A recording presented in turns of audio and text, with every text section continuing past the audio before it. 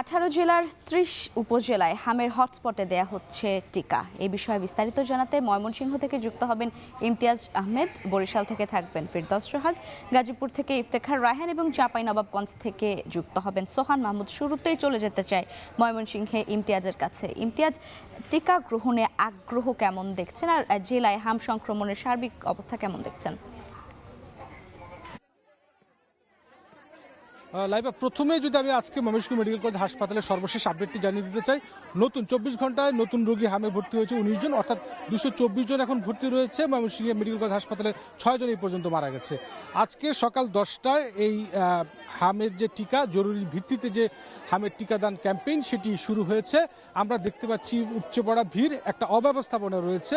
টিকা দিতে এসে বেশ দুর্ভোগ পোয়াচ্ছে সাধারণ যারা টিকা নিয়ে এসেছেন, ছোট ছোট বাচ্চাদের অভিভাবক। যেহেতু প্রচণ্ড গরম আজকে ময়মনসিংহের 30 সালে ময়মনসিংহের সদরের চুরখাই ইসলামিয়া সিনিয়র ফাজিল ডিগ্রি যে মাদ্রাসা রয়েছে, সেই মাঠে সকাল 10টায় ময়মনসিংহ সদর 4 আসনের সংসদ সদস্য আবু ওয়াহাব আকন্দ তিনি এই টিকা কার্যক্রম উদ্বোধন করেন।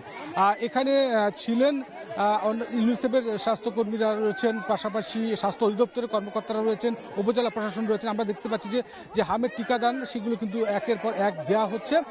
একটু লাইনে বিশৃঙ্খলা থাকার কারণে একটু সমস্যা হচ্ছে, গরমে একটু কষ্ট পাচ্ছে সাধারণ যারা রয়েছেন। আমাদেরকে যেটা জানানো হয়েছে যে যেহেতু 30টি উপজেলা অতিরিক্ত ঝুঁকিপূর্ণ, তার মধ্যে ময়মনসিংহ জেলার মধ্যে সদর উপজেলা রয়েছে, ত্রিশাল এবং ফুলপুর, এই 3টি উপজেলায় 1,65,000 শিশুকে কিন্তু এই হামের টিকা লক্ষ্যমাত্রা নির্ধারণ করা হয়েছে, যেখানে স্বাস্থ্য অধিদপ্তরের পক্ষ থেকে আমাদেরকে বলা হয়েছে যে 1,74,000 টিকা তাদের হাতে রয়েছে, অর্থাৎ উদ্বৃত্ত টিকা তাদেরকে রয়েছে।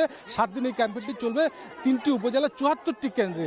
আমরা দেখতে পাচ্ছি যে টিকাদান কার্যক্রম ইতিমধ্যেই কিন্তু চলছে, যেটাও স্বাস্থ্য অধিদপ্তরের যিনি কর্মকর্তা ছিলেন তিনি আমাদেরকে যেটি জানিয়েছেন যে পর্যায়ক্রমে 7 দিন পরে পর্যায়ক্রমে এই টিকাদান কার্যক্রম প্রত্যেকটি উপজেলা চলবে। তো যেহেতু ময়মনসিংহের 33টি সদরের 33টি কেন্দ্রে এখন পর্যন্ত টিকাদান কার্যক্রম চলছে।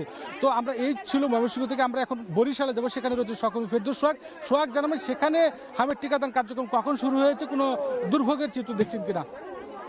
ধন্যবাদ। আমরা শুনছিলাম ময়মনসিংহের খবর।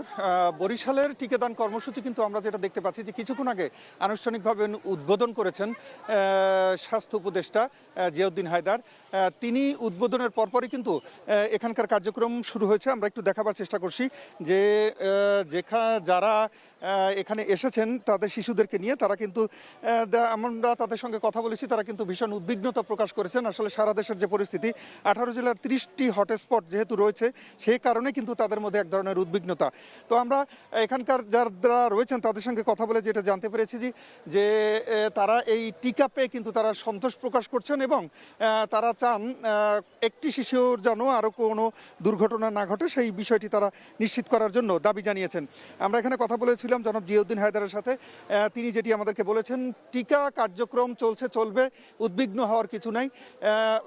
সাংবাদিক, সংবাদকর্মী, অভিভাবক সবাইকে এমনভাবে বিষয়টি নেওয়ার জন্য তিনি অনুরোধ জানিয়েছেন যাতে কোনো রকমের কারো মধ্যে উদ্বিগ্নতা না থাকে। সচেতনতাই পারে হামরুগুলার টিকাদানের মাধ্যমে এই সমস্যার সমাধানে, এই কথাই তিনি আমাদেরকে জানিয়েছেন। আরেকটা জিনিস জানিয়ে রাখি যে সেটি হচ্ছে যে এই বরিশালে কিন্তু গত 24 ঘন্টায় শেরেবাংলা মেডিকেল কলেজ হাসপাতালে রোগী ভর্তি হয়েছে হামরুবেলার 28 জন।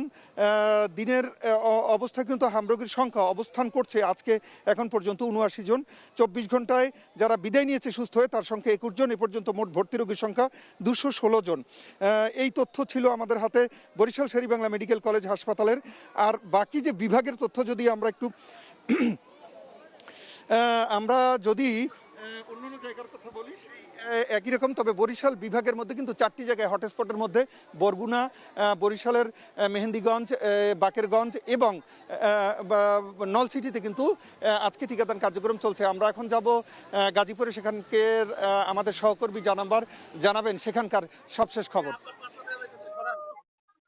সোহাগ, আপনাকে ধন্যবাদ। আসলে যদি গতকাল পর্যন্ত গাজীপুরের হামে আক্রান্ত রোগীর সংখ্যা ছিল 75 জন এবং গত এক সপ্তাহে এই সংখ্যক রোগী হাসপাতালে এসে চিকিৎসা নিয়েছেন এবং এখন পর্যন্ত 48 জন রোগী হাসপাতালগুলোতে ভর্তি রয়েছে।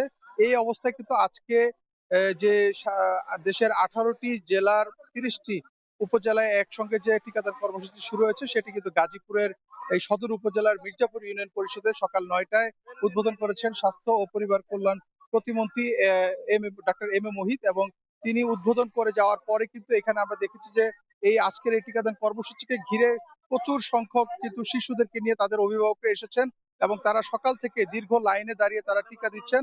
তবে আমরা যেটি দেখতে পেয়েছি যে এই টিকাদান কর্মসূচিকে ঘিরে কিন্তু এক ধরনের বিশৃঙ্খলা তৈরি হয়েছে, যেহেতু স্বাস্থ্য মন্ত্রণালয় থেকে বলা হয়েছিল যেন বাচ্চাদেরকে যেন ভিড় এড়িয়ে চলা হয়। তবে এখানে আমরা দেখেছি সকাল থেকে বাচ্চাদেরকে নিয়ে তাদের অভিভাবকরা দীর্ঘ লাইনে দাঁড়িয়েছেন এবং ব্যবসা গরমে কিন্তু অনেক বাচ্চা কিন্তু অসুস্থ হয়ে পড়েছেন, আমরা সেটিও দেখতে পেয়েছি। এবং একটি বাচ্চার সাথে আরেকটি বাচ্চা একেবারে পাশাপাশি গাদাগাদি করে এখানে লাইনে দাঁড়িয়ে টিকাদান কর্মসূচি চলছে, এবং এই টিকাদান কর্মসূচি এটি চালিয়ে যেতে কিন্তু কিছুটা স্বাস্থ্য যারা এই মন্ত্রণালয় যারা টিকাদান কর্মসূচির সাথে যারা জড়িত রয়েছেন তাদেরকে বেশ বেগ পেতে হয়েছে, এবং বেশ কিছু আমরা শিশু বাচ্চাদেরকে দেখেছি যে তারা কিন্তু অসুস্থ হয়ে পড়েছেন এবং তাদেরকে টিকা দেওয়ার পরে কিন্তু বাড়িতে নিয়ে যাওয়া হয়েছে। তো এখন পর্যন্ত টিকাদান কর্মসূচি চলছে, এবং যেটি বলা হয়েছে যে সিভিল সার্জন সূত্রে যে গাজীপুরে আগামী 15 দিনে এই টিকাদান কর্মসূচির অংশ হিসাবে মোট 28,000 টিকা দেওয়া হবে, এবং সেটি কিন্তু চলমান রয়েছে। এবং স্বাস্থ্য ও পরিবার কল্যাণ প্রতিমন্ত্রী তিনি জানিয়েছেন ঘাটতিগুলো যেগুলো রয়েছে টিকাদান কর্মসূচি ঘিরে সেই ঘাটতি মোকাবেলা করে তারা দ্রুত গতিতে এই টিকাদান কর্মসূচিকে চালিয়ে যাবেন এবং কোনো ধরনের ঘাটতি নেই বলেও কিন্তু তারা জানিয়েছেন। তো সবকিছু মিলিয়ে স্বাভাবিকভাবে কিন্তু টিকাদান কর্মসূচি চলছে। তো আমাদের আরেকজন সহকর্মী রয়েছেন চাঁপাইনবাবগঞ্জে, আমরা চাঁপাইনবাবগঞ্জের সোহানের কাছ থেকে জানবো সেখানকার টিকাদান কর্মসূচির সবশেষ তথ্য। ধন্যবাদ আপনাকে। গত 15 দিনের বেশি সময় ধরেই হটস্পট হিসেবে চিহ্নিত হয়েছে এই চাঁপাইনবাবগঞ্জ। হামের রোগী প্রতিদিনই অর্ধশত ভর্তি হচ্ছে এই চাঁপাইনবাবগঞ্জ সদর হাসপাতালে। মেঝেতেও আসলে পা রাখার জায়গা নেই, অনেকে চিকিৎসা নিচ্ছে সিঁড়িতে কিংবা ফ্লোরের বাইরে বারান্দায়। এইটি ঊর্ধ্বতন কর্তৃপক্ষরা জানার পরে আসলে চাঁপাইনবাবগঞ্জ সহ সারা দেশের 30টি স্থানে 18টি জেলায় আসলে টিকা কার্যক্রমের অনুমোদন দিয়েছেন। আজকে সকাল 9টায় চাঁপাইনবাবগঞ্জ সদর হাসপাতালে টিকা কার্যক্রমের উদ্বোধন করেছেন এখানকার জেলা প্রশাসক। সকাল থেকেই টিকা কার্যক্রম চলছে।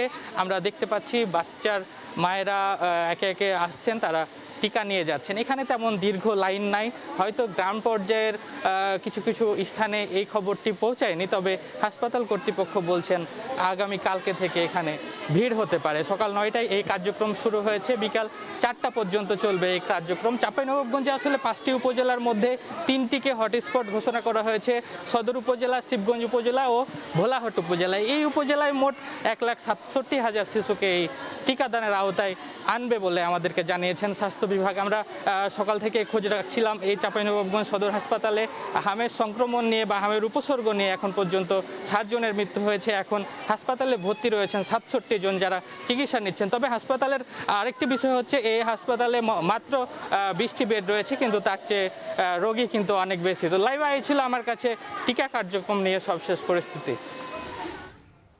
18 জেলার 30টি উপজেলায় হামের হটস্পটে দেয়া হচ্ছে হামের জরুরি টিকা। আর এই বিষয়ে বিস্তারিত জানাচ্ছিলেন আমাদের সহকর্মীরা।